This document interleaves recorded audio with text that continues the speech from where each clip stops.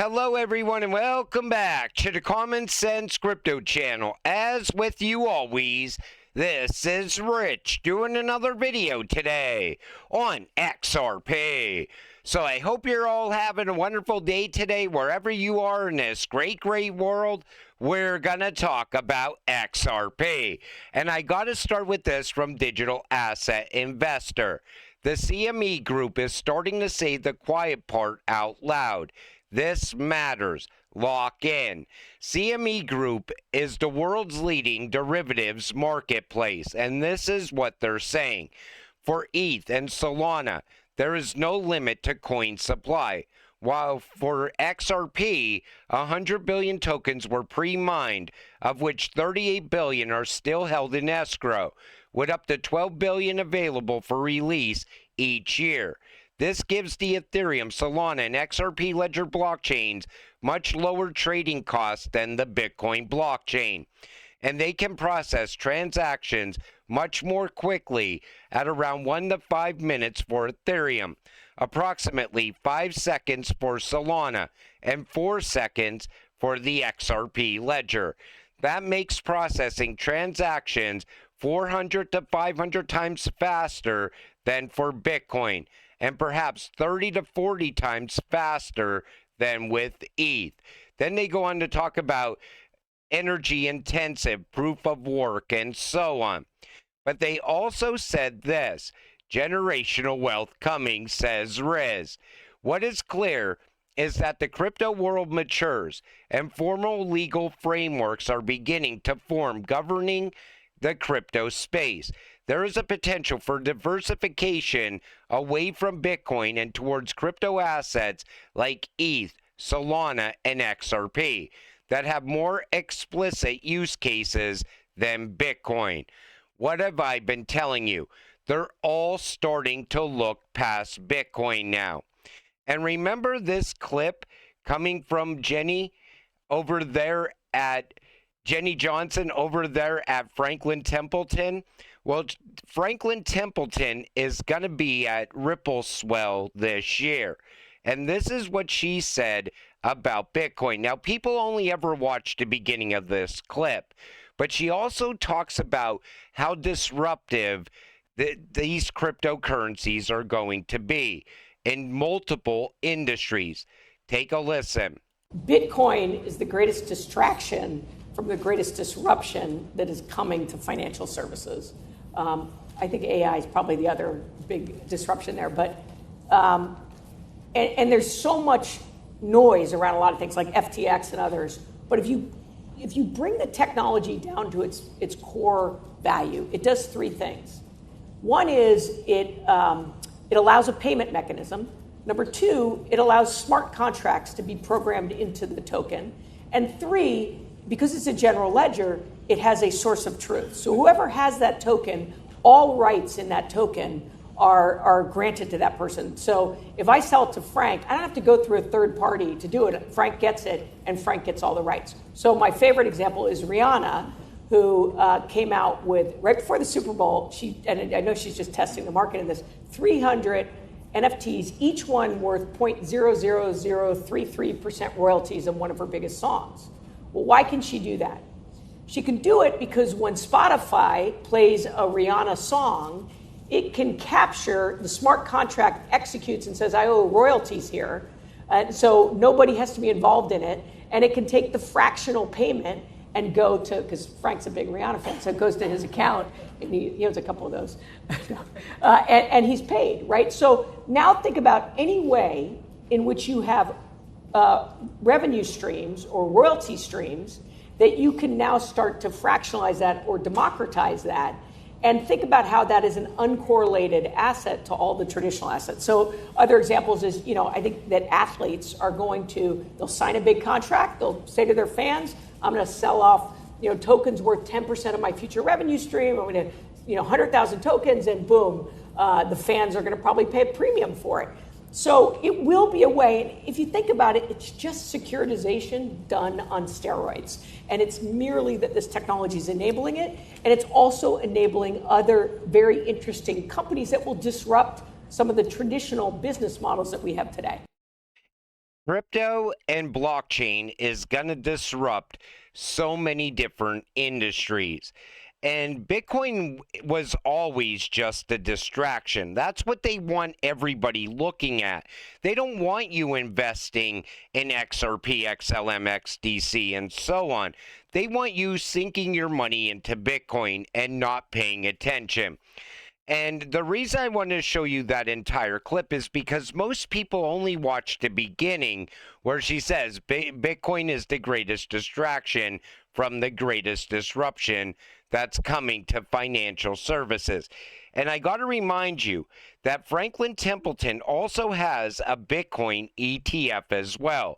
Most likely they're going to go down the same road as Blackrock. They'll end up tokenizing those Bitcoin ETFs at some point. But she knew ahead of time what is coming. Most people in this space, they're still chasing memes. They're chasing Bitcoin. Week over week, they're sinking $100 into Bitcoin, hoping to just eventually own one whole Bitcoin. Why the hell would anyone do that? I would never invest in anything unless I was a whole coiner. If I don't own at least one whole XRP, I would never invest into XRP. It doesn't make sense. You're not going to get rich off of it, is what I'm telling you. International Bar Association, Ripple versus SEC will set a precedent for crypto industry. Now, I talk about how meme coins are going to disappear once regulations come.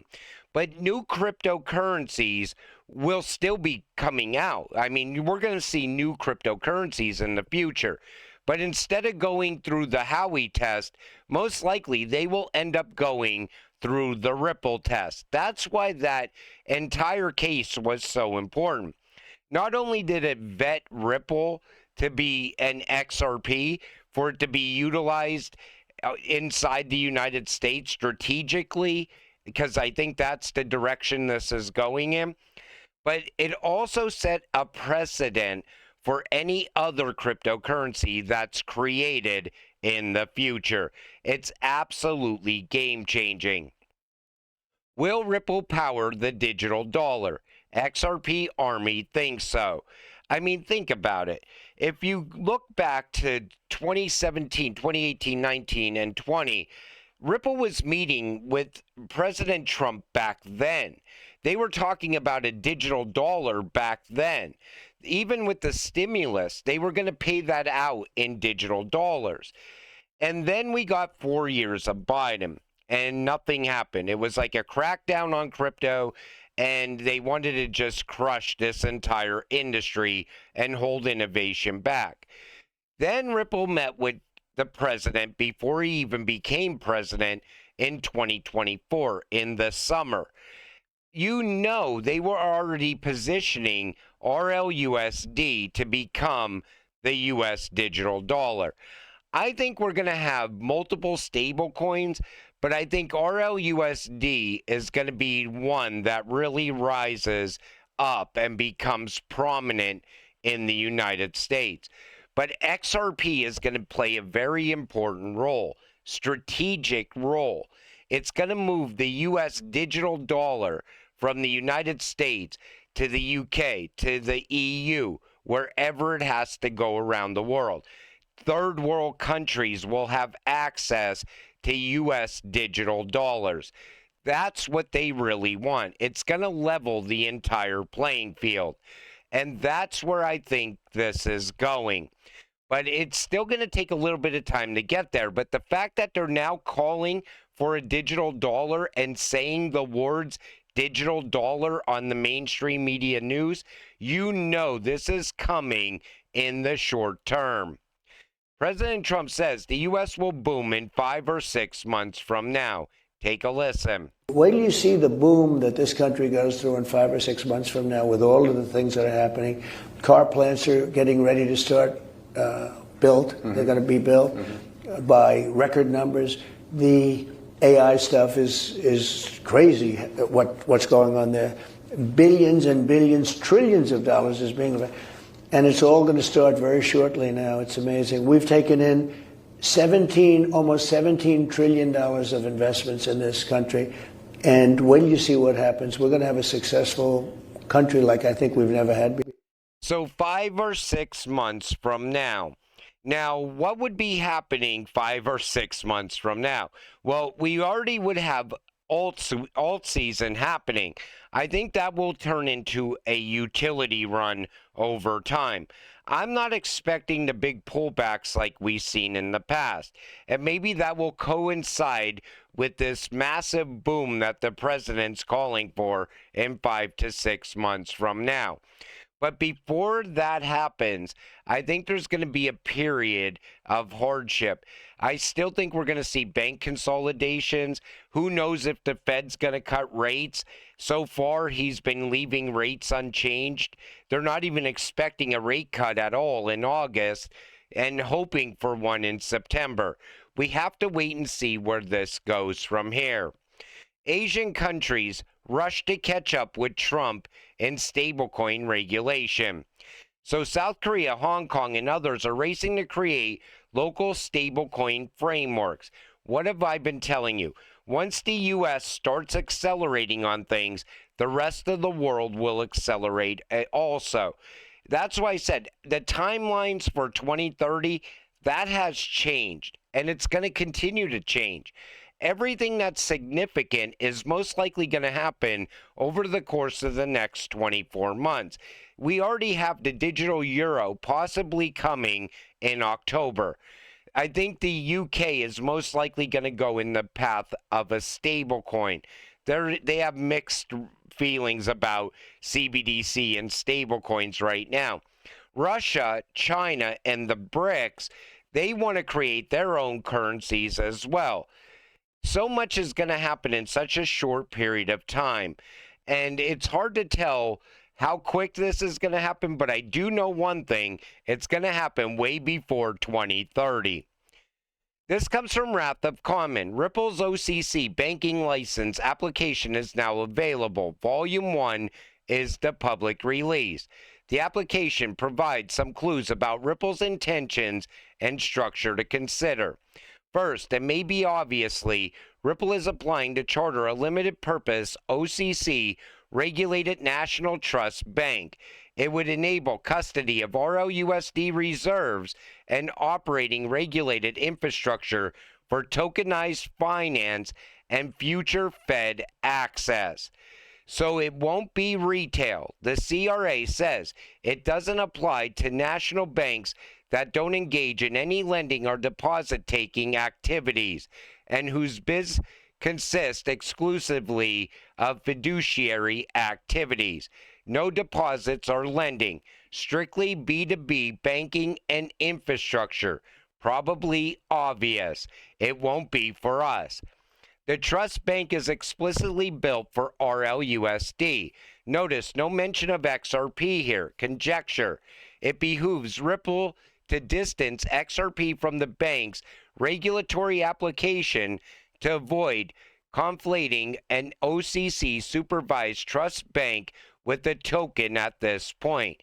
That said, nothing precludes future XRP integrations. If they were to list XRP in there, most likely this would just get turned down instantly.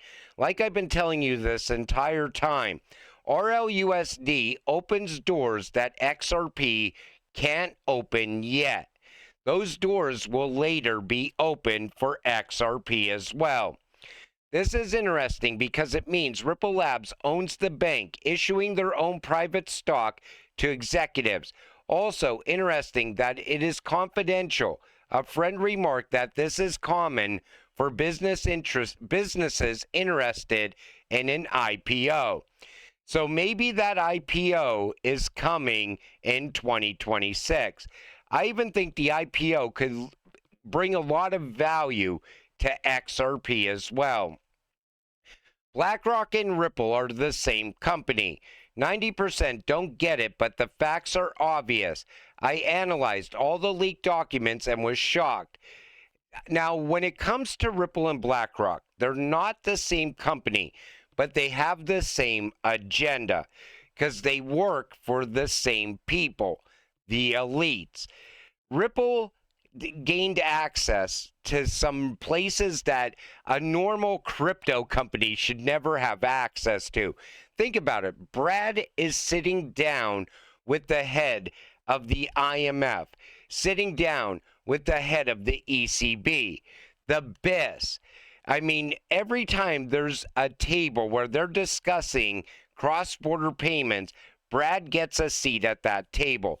That does not happen by coincidence. That happens on purpose. BlackRock, I look at them as a shell company for the elites. In other words, the elites use the company BlackRock to just make piles and piles of money. Now, because they have the same agenda, I somehow see BlackRock and Ripple at some point coming together even more. I wouldn't say they will merge into one company, but they will be working side by side with each other in the new financial system. You know, even in the United States, whenever there's a crisis, our government turns to BlackRock for answers. That's all you need to know. Soon, they'll be also turning to Ripple for answers as well. Expert says a $3 XRP can't sustain a tokenized future worth trillions of dollars. And it's true, XRP has to be a high-valued cryptocurrency for it to actually work. People don't get that yet. They somehow think that XRP is never going to achieve different price points. XRP is going to surpass any price point that people already are looking at. If people are thinking it's going to cap out at $100, it's going higher. If people think it's going to cap out at $1,000, it's going higher. If people think it's going to cap out at $10,000, I still think it's going to be valued higher. It has to be, because all the value in the world continues to grow more and more over time. You know, there's people that buy something today, and if you were to buy the same exact thing 2 years from now, it would cost more money. Value always goes up, and that's what happens year over year. So the price of XRP is always going to have to continue to go up for it to be utilized for tokenization, cross-border payments, and so on.